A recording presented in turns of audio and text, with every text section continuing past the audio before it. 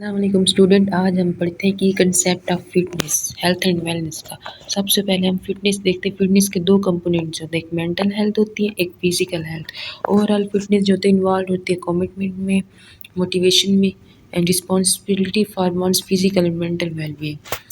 और उसके बाद हम सबसे पहले मेंटल हेल्थ पढ़ते हैं। मेंटल हेल्थ जो होती है more than the absence of mental illness होती है, इन्वॉल्व होती है इंडिविजुअल की सेल्फ परसेप्शन और रियलिस्टिक परसेप्शन ऑफ अदर्स और and having the ability to meet the demands of daily living होती है। इसमें क्या क्या होती है, इंडिविजुअल की सेल्फ परसेप्शन होनी चाहिए, रियलिस्टिक परसेप्शन ऑफ अदर्स होनी चाहिए और एबिलिटी होनी चाहिए कि वो अपनी डेली लिविंग डिमांड्स को पूरा कर सके।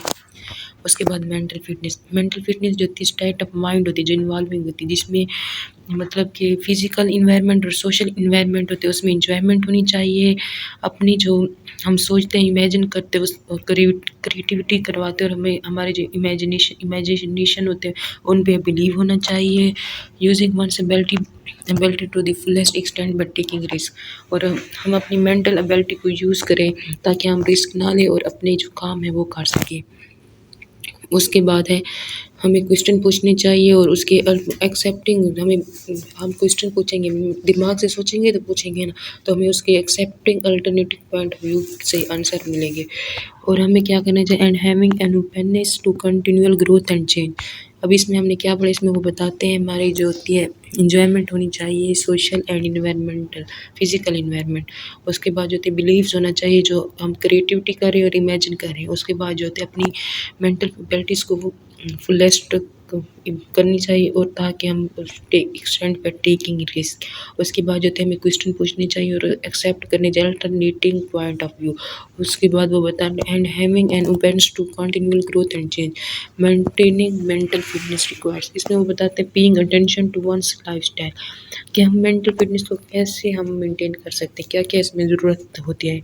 इसमें वो बताते हैं हमें टेंशन रखनी चाहिए अपनी लाइफस्टाइल पे और जो हमारा वर्क है और लेयर उसमें हम बैलेंस करें। उसके बाद हमें सोशल कंटेक्ट भी मेंटेन करनी चाहिए।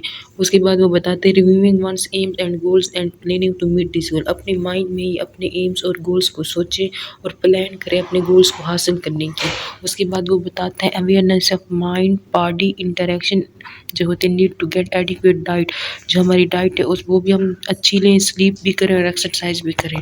उसके बाद वो बताते हैं फाइनली मेंटल फिटनेस जो होती है रीज कर रखती है प्रॉब्लम सॉल्विंग एबिलिटी। हमें कोई भी मसला आ जाए, कोई भी प्रॉब्लम होती है, हम सोचते हैं तो फिर हम उसको सॉल्व करते हैं। उसके बाद जो होती है using personal and other resources and taking the needed steps to resolve this problem होती है। जो भी हमारी लाइफ में प्रॉब्लम है हम सोच समझ के उसको सॉल्व करें। उसके बाद जो होती है इंडिविजुअल मेंटल हेल्थ जो होती है वो क्या होती है, jeopardized by chronic stress when stress problem are mishandled होती है।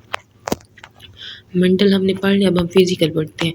फिजिकल फिटनेस जो होती है उसमें क्या होता है, ये फिटनेस जो होती है जनरल टर्म होती है use to describe the ability to perform physical work, यानी कि जब हम फिजिकल वर्क परफॉर्म करते हैं तब ही हम फिजिकल फिटनेस को यूज़ करते हैं।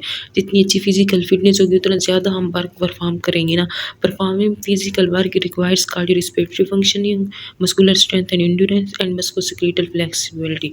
अब हम फिजिकल वर्क करें उसमें क्या होता है, कौन कौन से आते हैं, cardiorespiratory functioning, muscular strength and endurance होगी, musculoskeletal flexibility, optimum body composition, including when describing fitness become physical fit individual जो होते हैं must participate in some form of physical activity होती है। जो फिजिकल फिट इंडिविजुअल होते हैं उनको मस्ट फिजिकल एक्टिविटी में पार्टिसिपेट करना चाहिए और चैलेंजेस करना चाहिए कार्डियोरेस्पिरेटरी सिस्टम को। नेक्स्ट जो होते हैं वो बताते हैं ऑल एज के तमाम इंडिविजुअल, मतलब किसी भी एज के हो सकते हैं, उनको फिजिकल फिटनेस में फिजिकल एक्टिविटीज़ में पार्टिसिपेट करना चाहिए। जैसे कि हमारे पास होगी walking, biking, running, swimming, stair climbing, cross country skiing and or training weights होगी। उसके बाद फिटनेस लेवल जो होते हैं वो डिस्क्राइब होते हैं on the continue from poor to superior based on energy expenditure during a bout of physical work. उसके बाद वो बताते हैं rating are often based on direct और indirect measurement of the body, maximum oxygen consumption. उसके बाद वो कहते हैं ऑक्सीजन कंजप्शन जो इन्फ्लुएंस किए जाते हैं age, gender, heredity, inactivity and disease. उसमें वो बताते हैं हम जो ये रेटिंग्स ऑफन बेस्ड होती है डायरेक्ट और इनडायरेक्ट मेजरमेंट होती है किसकी, जो हम मैक्सिमम ऑक्सीजन कंसेप्शन कर रहे होते हैं VO2 max का यूज़ कर रहे होते हैं।